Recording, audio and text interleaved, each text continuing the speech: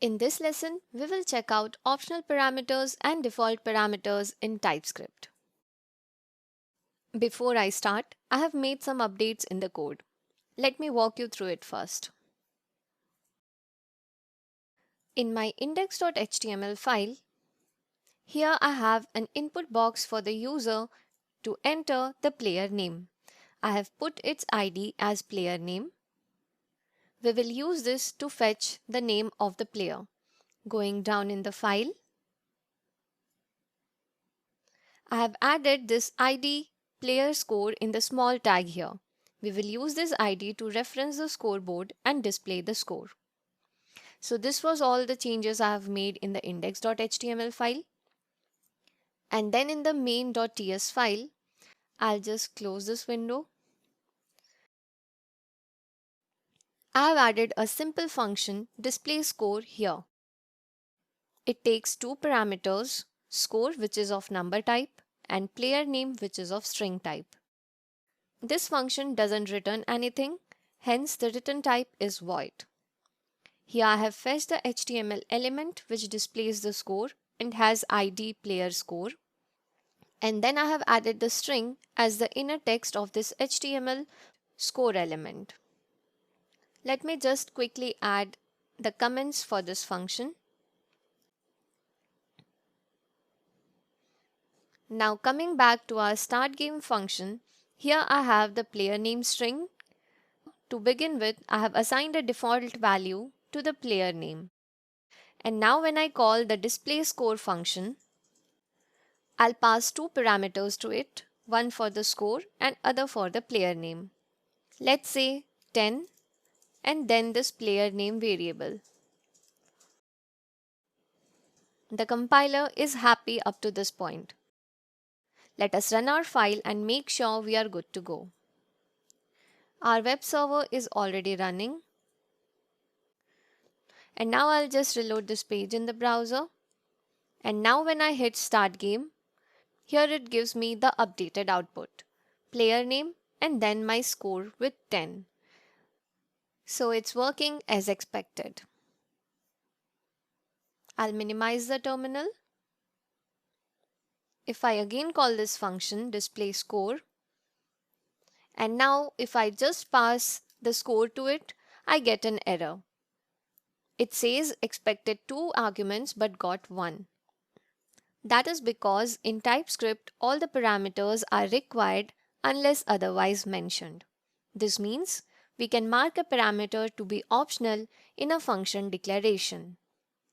So in my display score function, if I add a question mark after this player name parameter, it will flag this player name parameter as optional.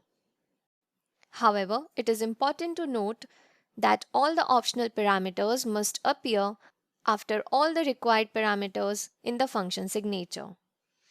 Now when I have made this player name optional here in the display score function, the error here is gone. And now I can call the function even with a single parameter, which is my score. So this way we can use optional parameters in TypeScript. Speaking of the default parameters now, I will use this display score only to show you the default parameters. Now let's say in this function itself, the player name parameter is of string type. I'll remove this question mark and assign a default string, say math player, to the player name using an equal to sign. This effectively makes the player name optional and assigns a default value to it even if we don't pass any value for this player name. So now we will stick with calling the display score function with just one parameter, and I'll comment this one out. And now when I move to the browser, refresh the page, and when I hit start game, the player name here gives me math player. This means our default parameter is working. Now however, for the default parameters, if I pass a value for the player name here, I'll get the passed value instead of the default one.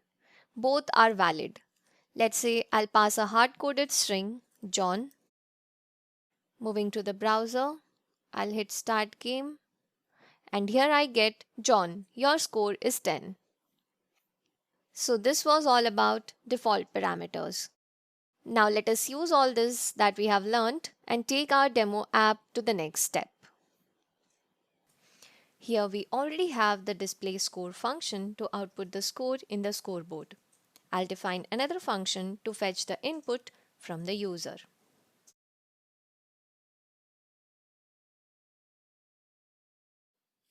And here it is. This getInputValue function accepts the ID of an input box element. I've annotated it as string type. Here I have fetched the element by its ID. I'm passing the IDs of actual input elements in the demo here. So I have added a type assertion here that will treat the element which was found from this as more specific HTML input element type. I have assigned it to the input element variable. Here I am bringing out the value of the element. If the value is an empty string, it returns undefined, else it returns the string value entered by the player. Hence, the return type annotation is the union of string and undefined. Now moving back to the start game function, I will now remove this hard-coded username assignment and I'll fetch the player name using the getInputVal function and pass the ID of the input element. ID is player name. We had seen it in the index.html file when we started this chapter. Now here I'm getting an error. The type of player name is string or undefined. So I'll have to make it union here as well. I'll now remove the code to display this message. We don't need it anymore. I'll also remove the welcome player function. Not required. And now when I call this display score function, I'll pass the player name parameter which I get as the user input. I'll remove this and we'll just keep it player name. In the function display score, I'll keep the default parameter value for the player name as math player. Our code is now clean. And now let us run the app to check if we are in a good place here. Moving to the browser, refresh the page. And now I'll hit the start game function without entering the player name. Math player, your score is 10. And when I enter the name here, say Annapurna, and start game, my name updates. Now here in the display score function, if I remove this default value for the player name and just mark it as optional, this is going to work. For the moment, I'll remove this parameter here. And now when I run the application, on hitting start game, it gives me undefined in the output. I don't want to see this in the browser. So I'll just keep it as it was with the default parameter value math player and we are good to go. Moving ahead, we will look arrow functions in TypeScript.